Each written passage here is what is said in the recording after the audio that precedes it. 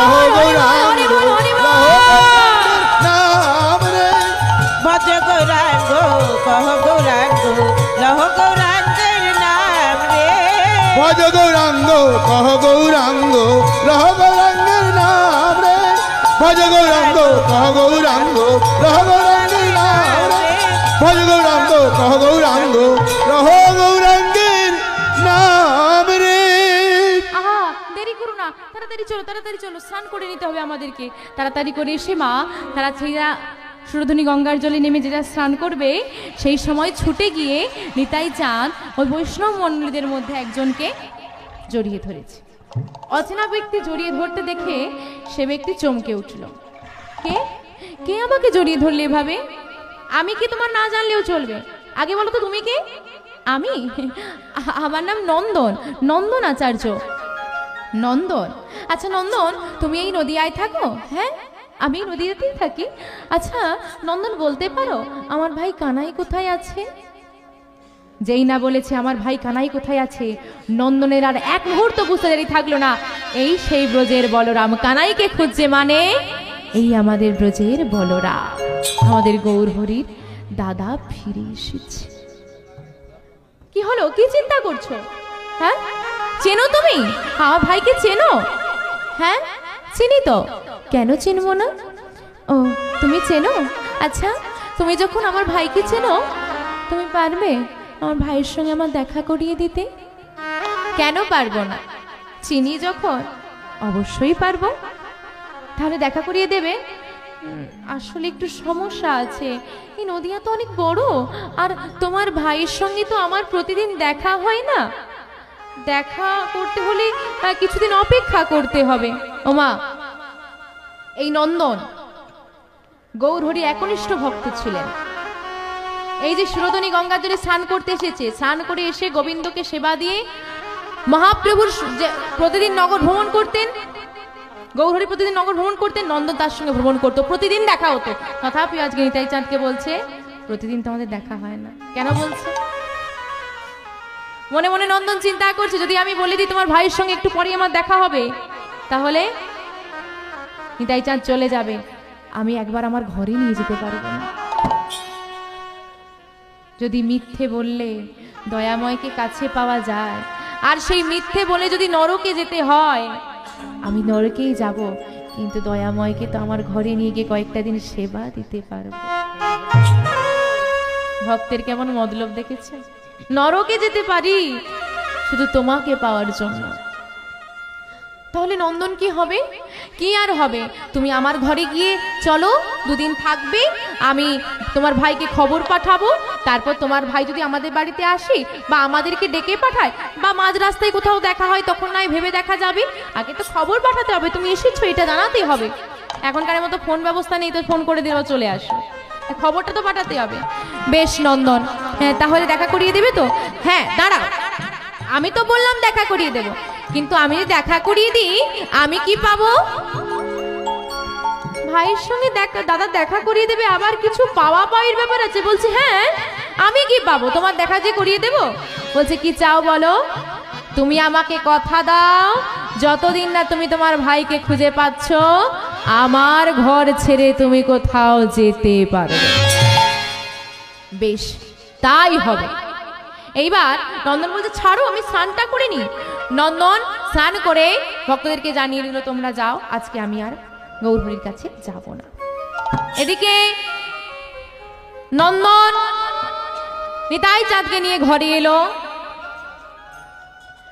নিতাই চাঁদকে নিয়ে ঘরে এসে গোবিন্দের সেবা দেওয়া হলো। নিতাই চাঁদ বললেন আমার সেবা ক্ষুধা লেগেছে, সেবা দাও। নন্দন বললেন ঠাকুর আমি কিন্তু কিছু সেবা করি না, আমি সারাদিনে এক গ্লাস জল আর একটি তুলসী পত্র সেবা করে থাকি। কি সেবা করে? একটা তুলসী পত্র এক গ্লাস জল। এবার যদি তুমি সেবা করতে চাও অর্ধেক তোমার, একটি তুলসী পত্রের অর্ধেক তোমার আর অর্ধেক আমার। হ্যাঁ এদের পেট ভরে, এদের পেট ভরে না, আমার ক্ষুধা লেগেছে, থাকতে দিয়েছো সেবা দিতে হবে। কি সেবা দেবো? আমার ঘরে কিছু নেই, মাধুগিরি করে নিয়ে এসো, ভিক্ষা করো। এখানে কেউ ভিক্ষা দেয় না। বেশ দাঁড়িয়ে গিয়ে বলবে নিতাই চাঁদের সেবা দেবো, ভিক্ষা দাও, দেখি কেমন করে তোমাকে ফিরিয়ে দেয়। তাই তোমার নামের এত মহিমা, প্রমাণ করবো আজ আমি নিতাই নামের কত মহিমা। যার ঘরে গিয়ে বলে নিতাই চাঁদের সেবা দেব, ভিক্ষা দাও, সেই ঝোলা ভরে দেয়। ভিক্ষা করে নিয়ে এসে নন্দন হয়, গোবিন্দের সেবা হয়, নিতাই চাঁদের সেবা হয়, নন্দন সেবা করে। এই করে দিন চলে যায়, গৌরহরি কোনো খবর পেল না। একদিন প্রভাতকালে ঘুম থেকে উঠে প্রভু বললেন, গৌরহরি বললেন, হে ভক্তগণ, আমি স্বপ্নে দর্শন করেছি আমাদের এই নবদ্বীপে এক মহান পুরুষের আবির্ভাব ঘটেছে। তোমরা কি জানো নতুন কেউ এই নবদ্বীপে এসেছে? ভক্তমণ্ডলী থেকে একজন বলে উঠলেন, দয়াময়, মহান পুরুষ নাকি জানি না, তবে একটা পাগল এসেছে। কি এসেছে? পাগল। বলে, হ্যাঁ বেটা, পাগল হলে কি হবে? খুব সুন্দর দেখতে, জানো, দেখলেই দুটো চোখ জুড়িয়ে যায়। আচ্ছা তুমি পাগল বলছো কেন? এত সুন্দর রূপের মানুষকে পাগল বলছো কেন? ঠাকুর, পাগল বলবো না, কি বলছিল জানো? বলে, ভাই কানাই কোথায়? সেই জন্য বলছি পাগল। আছেন কোথায় তিনি? নন্দন তাকে নিজের বাড়িতে নিয়ে গেছে। তবে শোনো দয়াময়, একটা অদ্ভুত বিষয়, যেদিন থেকে ওই পাগলটা নবদ্বীপে এসেছে সেদিন থেকে নন্দন আর তোমার সেবায় আসে না। তাই চলো সবাই নন্দনের বাড়ি। গৌরহরি সবাইকে সঙ্গে নিয়ে নন্দনের বাড়িতে এলো। নন্দন তখন তুলসী তলায় জল দিচ্ছে মা প্রভাতকালে। নন্দন, এ কি? আমার ঘরে গৌরহরি এসেছে, আমার কি আনন্দ! এসো এসো গৌরহরি, তুমি আসতে গেলে কেন কষ্ট করে? আমাকে ডাকতে পারতে, আমি চলে যেতাম। দাঁড়াও, তোমার ঘরে কোনো অতিথি এসেছে? না না না না, অতিথি নয়, আসলে এক অচেনা ব্যক্তি কানাই কানাই বলে খুঁজছিল। আমাদের তো পরিবেশটা ভালো নয়, কে ভুলভাল বোঝায়, কে খারাপ কথা বলে, তাই আমি নিজের ঘরে নিয়ে এসে রেখেছি। কোথায় আছেন তিনি? যাও, ওই তো ঘরের মধ্যে আছে। এইবার ঘরের মধ্যে প্রবেশ করেছে গৌরহরি। দরজাটা বন্ধ করার আগে বলছে, নন্দন, এই দরজায় তুমি দাঁড়িয়ে হও, যতক্ষণ না আমি বাইরে আসি কেউ যেন না প্রবেশ করতে পারে, এমনকি তুমিও নয়। এই বলে গৌরহরি প্রবেশ করে দরজাটা বন্ধ করে দিয়েছে। ডাক দিল, দাদা। কে? কে তুমি? চিনতে পারছে না, কারণ কৃষ্ণের সঙ্গে গৌরহরির কোনো মিল আছে? কিছুতেই চিনতে পারছে না। গৌরহরি বুঝতে পারলো দাদা চিনতে পারেনি। শ্রীকৃষ্ণের অঙ্গগন্ধ দাদার নাসিকায় দিল, যেই নাসিকায় দিয়েছে দাদা চিনতে পারলো। ভাই, আমার ভাই কানাই। চুপ করো দাদা, কানাই বলে চিৎকার করো না। আমি যে কানাই এই কথাই নবদ্বীপের কেউ জানে না। তুমি জানলে তো কি হয়েছে? তুমি আমাকে কথা দাও, কাউকে জানাবে না। ও জানে না? জানিস ভাই, আমি যে বোঝের বলরাম, সেটাও কেউ জানে না। তাহলে দাদা, তোমার আর আমার মধ্যে যা কথা হলো, আমি কানাই আর তুমি বলাই, এই কথা যেন এই নবদ্বীপের কেউ না জানতে পারে। ছাড় ভাই, কেউ জানবে না। এবার বল তুই কেমন আছিস? দাদা, এখন এসব বললে হবে না, আমাকে নগর ভ্রমণে যেতে হবে। তাই চলো ভক্তদের সঙ্গে তোমার আলাপ করিয়ে দিই, তারপর নগর ভ্রমণ করি। সারাদিনের কাজ সেরে আমরা রাতে দুজনে বসে, সন্ধ্যায় দুই ভাইয়ে বসে গল্প করব। এখন চলো, বাইরে ভক্তরা অপেক্ষা করছে। দরজাটা খুলে যেই না বেরিয়েছে, মা দেখছে নন্দন কান পেতে সব শুনছে। নন্দন, নন্দন, তোমার এত বড় স্পর্ধা! আমরা তোমাকে নিষেধ করেছিলাম। হ্যাঁ, নিষেধ করেছো, তারপরও তুমি অন্যায় কেন করছো? কোথায় কি অন্যায় করলাম? তোমাকে তো আমি নিষেধ করে গেলাম। হ্যাঁ, নিষেধ করেছো। কি নিষেধ? কি বলেছিলাম আমি তোমাকে? হ্যাঁ, কি বলেছিলাম? হ্যাঁ, তুমি বলেছো যতক্ষণ না তুমি বাইরে আসো কেউ যেন না এই দরজায় প্রবেশ করে, এমনকি আমিও না। প্রবেশ তো করিনি দয়াময়, তুমি তো প্রবেশ করতে নিষেধ করেছো, শুনতে তো নিষেধ করনি। নিতাই গৌর হরি হরি হরি, আমি সব শুনে ফেলেছি। সব শুনেছ? কি সব শুনলে তুমি? হ্যাঁ, কি শুনেছ? কি শুনেছি জানো? গৌরহরিকে দেখিয়ে বলছে, এই যে দেখো, শুনে যাও, শুনে যাও ভক্তগণ, এই যে আমাদের গৌরহরি। তুমি কি ভেবেছো আমি কিছু জানি না?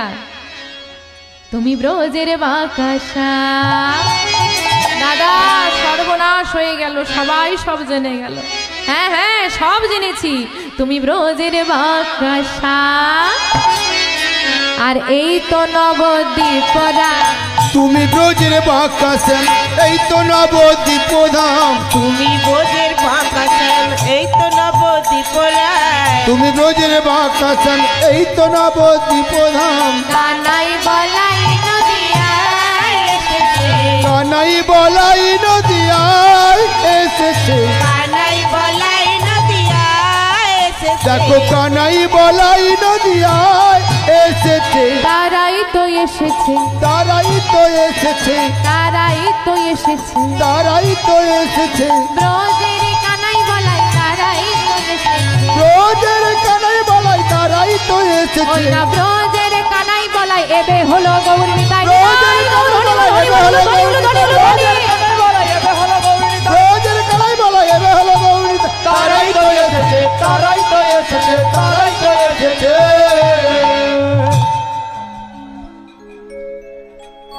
হরে কৃষ্ণ কীর্তনিয়া শিউলি দাস অধিকারী মহাশয়ার পালা কীর্তন গানে মুগ্ধ হইয়া দক্ষিণ ওষুধপুর গ্রাম নিবাসী সমীরণ মাঝি ও কিরণ মাঝি কৃষ্ণ সেবার জন্য 100 টাকা, তার সাথে সাথে সন্তু দাস ও স্বরূপ দাস কৃষ্ণ সেবার জন্য 50 টাকা তৎসহ গোবিন্দপুর গ্রাম নিবাসী সিদ্ধার্থ মাইতি কৃষ্ণ সেবার জন্য 50 টাকা উপহার করিলেন। সবাই গৌর প্রানন্দে হরি হরি ওই নিতাই গৌর हरी हरी हरी बोल হরি বল হরি বল হরি বল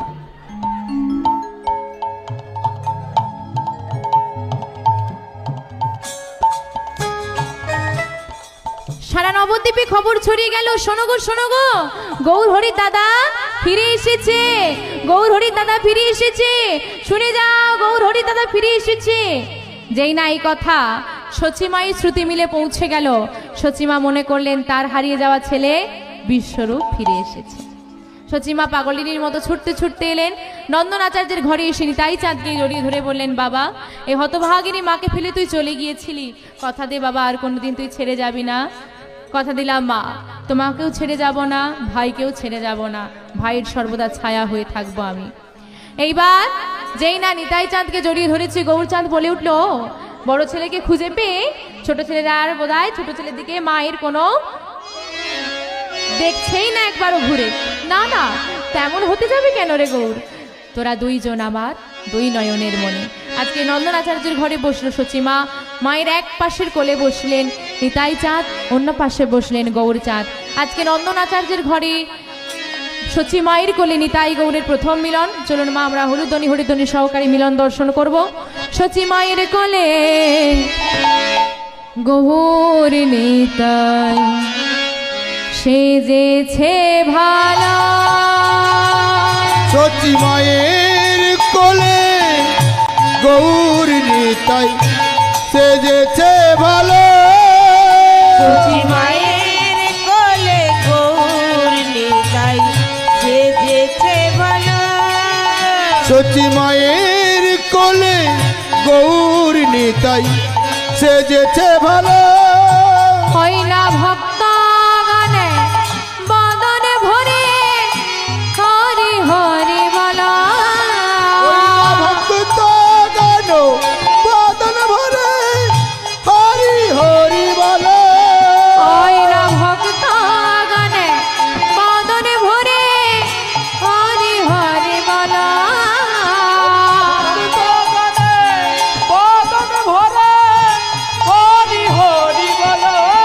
সচি মায়ের কোলে গৌর নিতাই সেজেছে ভালো, সচি মায়ের কোলে গৌর নিতাই সেজেছে ভালো, সচি মায়ের কোলে গৌর নিতাই সেজেছে ভালো, সচি মায়ের কোলে গৌর নিতাই সেজেছে ভালো। আমরা মিলন দর্শন করলাম মা। দাদা ভাইরা কয়েকটি ভজন গানের অনুরোধ রেখেছে, আমরা কয়েকটি ভজন গান গাই। জয় রাধে জয় নিতাই।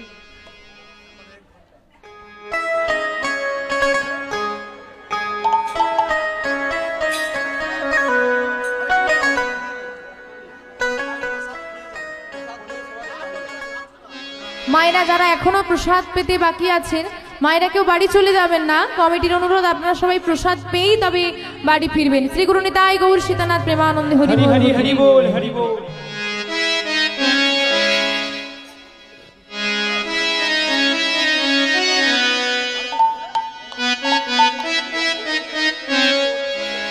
গোপালা গোপালা গোপালা কৃষ্ণ কনৈয়া শ্যামল সুন্দর গোপাল গোপাল গোপাল কৃষ্ণ কানাইয়া শ্যামল সুন্দর গোপালা গোপালা গোপালা কৃষ্ণ কনৈয়া শ্যামল সুন্দর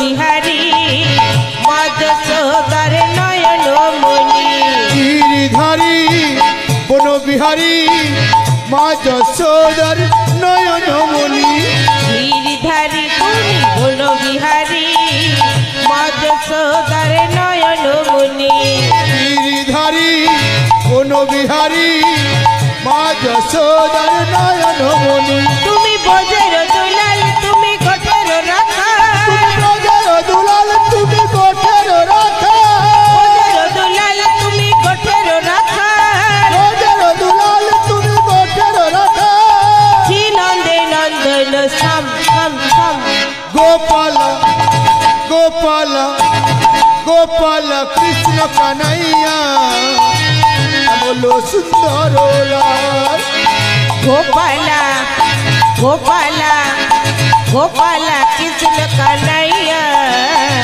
শ্যামল সুন্দর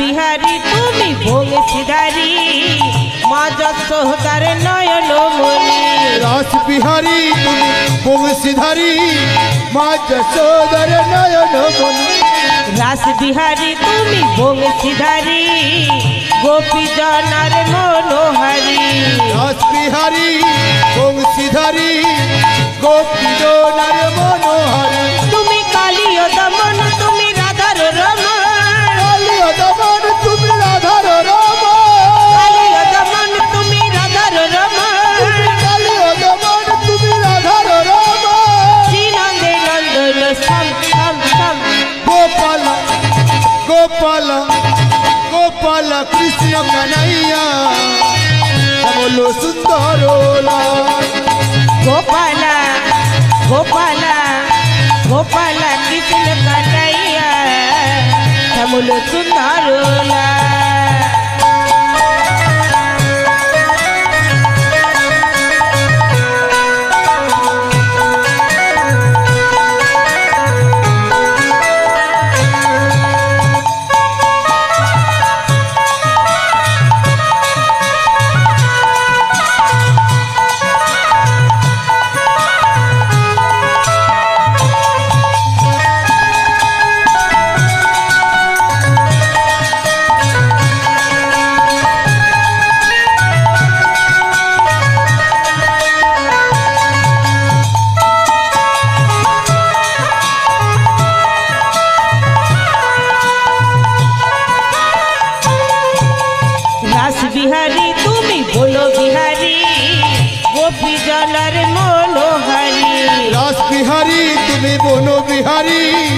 গোপীজনার মনোহরি রাস বিহারী তুমি হলো বিহারী গোপী জনার মনোহারী তুমি রাসবিহারী বনবিহারী গোপীজনার মনোহরি তুমি কালিয় দমন তুমি রাধার রমণ কালিয় দমন তুমি রাধার রমণ কালিয় দমন তুমি রাধার রমণ তুমি কালিয় দমন তুমি রাধার রমণ শ্রীনন্দে নন্দন ছম ছম ছম গোপাল গোপাল গোপাল কৃষ্ণ কানাইয়া শ্যামল সুন্দর লাল গোপাল গোপাল কৃষ্ণ কানাইয়া শ্যামল সুন্দর লাল গোপাল গোপাল গোপাল কৃষ্ণ কানাইয়া শ্যামল সুন্দর লাল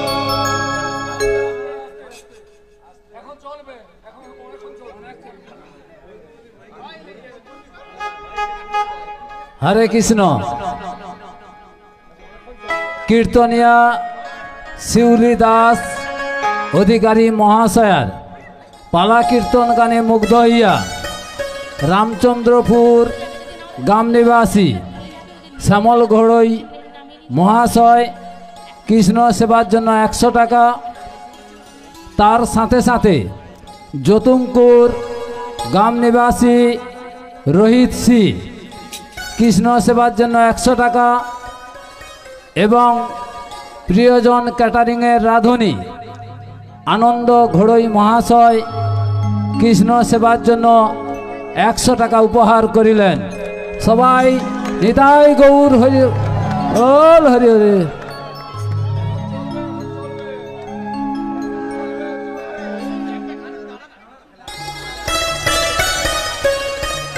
আমরা কজন কমিটির পরিচালনায় যে অনুষ্ঠান পরিচালিত হচ্ছে আজ, তাদেরকে অনেকটাই সাহায্য করেছেন প্রিয়জন ক্যাটারিং। তো আপনারা সবাই মিলে আশীর্বাদ করুন যেন উনি একজন বড় জায়গায় যেতে পারেন এবং ওনার উন্নতি হয়। তো সবাই ওনার জন্য বলে শ্রী গুরু নিতাই গৌর সীতানাথ প্রেমানন্দ। হরি বল হরি হরি বল হরি বল। জয় রাধে।